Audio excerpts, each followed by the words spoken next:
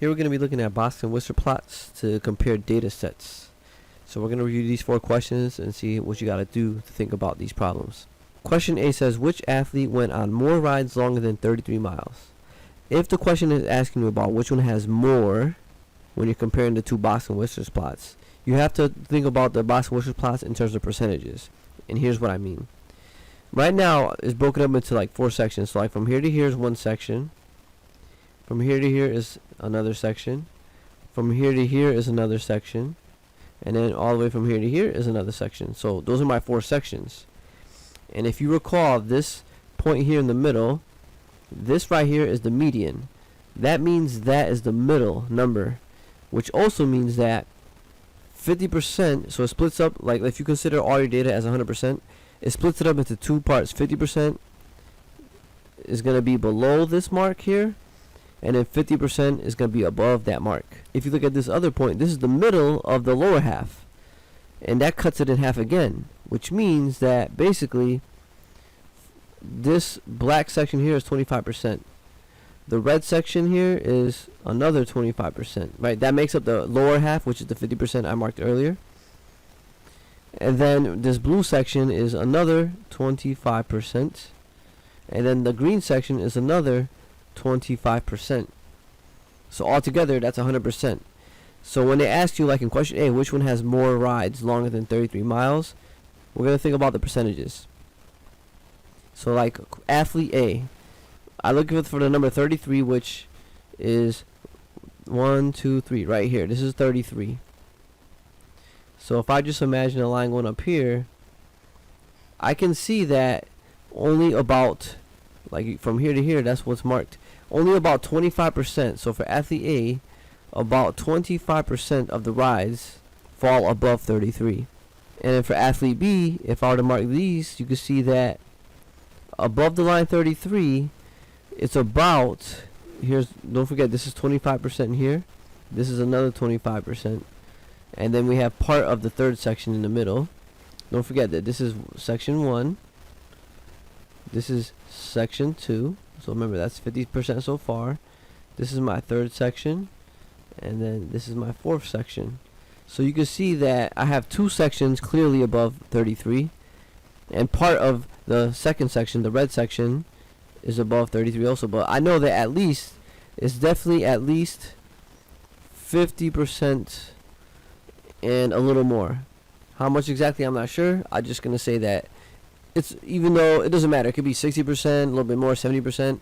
All I know is that this is definitely bigger than athletes A, right? Because athlete had about 25%, and then athlete B definitely has, at least guaranteed 50% of the rides were longer than 33 miles.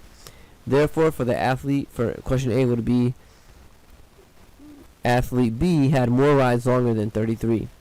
So again, you have to think of percentages. So if I, just to clean it up a little bit, 33 was right here, and you can see athlete B has more sections above 33 in comparison to athlete A. So try to think of the 4 sections of the box and whiskers plots. Whoever has more sections above it, that means that's the one that's going to have more of whatever you're looking at in the problem. Question B says, which athlete went on the shortest training ride? So the training rides are referred to these points. So I can see here, this point here is 10, and then this point here is 16. And don't forget that they're telling you that they recorded their training rides. So the box and whiskers plots, that point that I just marked here, these 2 points, these points on the box and whiskers plot represents the lowest value. And since B is asking which one went on the shortest training ride, that would be athlete A. So this one is athlete A because they went on, the shortest training ride was 10 miles, and athlete B, the shortest training ride was 16 miles.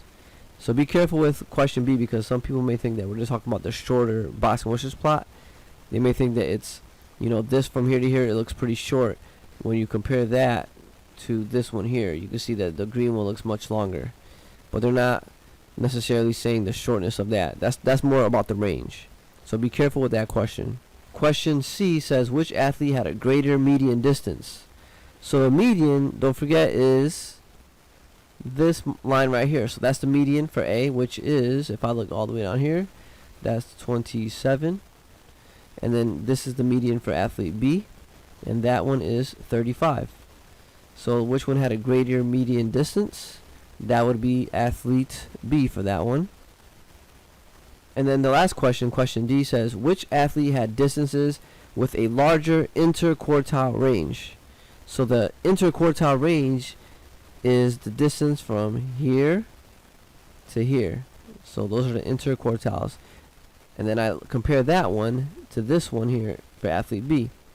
And basically, if you want to figure out the interquartile range, you subtract those two amounts. So for the red one, I can see that this one aligns with the number 25, and then the upper would align with the number 32. So if I want to find that interquartile range, I do 32 minus 25, and that gives me a total of 7.